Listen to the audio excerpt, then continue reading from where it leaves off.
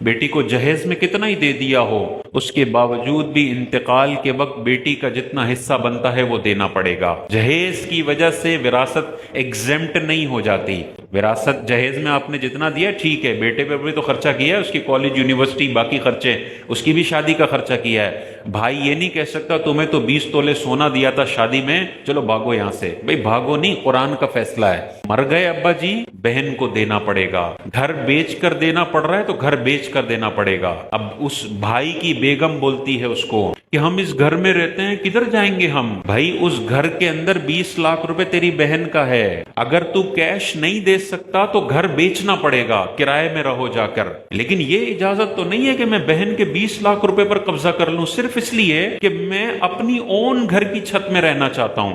بھائی یہ گھر جتنا تیرا ہے اس سے آدھا تیری بہن کا بھی ہے، تو نے تو نہیں کمایا، یہ تو ابا کا گھر تھا، تو تجھے کس نے اختیار دیا کہ تو پورے گھر پر قبضہ کر کر بیٹھ جائے؟ ہر تیسرے گھر کی آپ کو یہ کہانی نظر آئے گی۔ ابا کا انتقال ہوا، بیٹا اسی گھر میں رہ رہا ہے، اب وہ بیچارہ کنگال ہے، اس کے پاس پیسے نہیں ہیں، تو 15 سال سے بہن کا حصہ دبایا ہوا ہے۔ بہن مانگتی ہے کہ بھائی مجھے دو، میرے بچوں کا مستقبل ہے، میں کیسے زندگی گزاروں؟ لیکن یہ کہتا ہے میں کیا کروں، میں گھر کیسے بیچوں؟ بیچنا پڑے گا، تو پورا قبضہ نہیں کر سکتا۔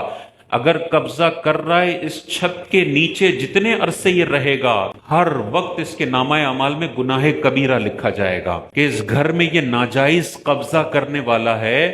اس گھر میں اگر 3 کمرے ہیں تو 1 کمرہ اس کی بہن کا ہے، جس کا نہ وہ اس کو کرایہ دے رہا ہے نہ بیچنے کے لیے تیار ہے، تو بیچنا پڑے گا۔ تمہیں اگر کرایہ میں شفٹ ہونا پڑتا ہے، ہونا پڑے گا، کیونکہ تم نے یہ گھر نہیں کمایا، خود گھر کماؤ پھر رہو آرام سے۔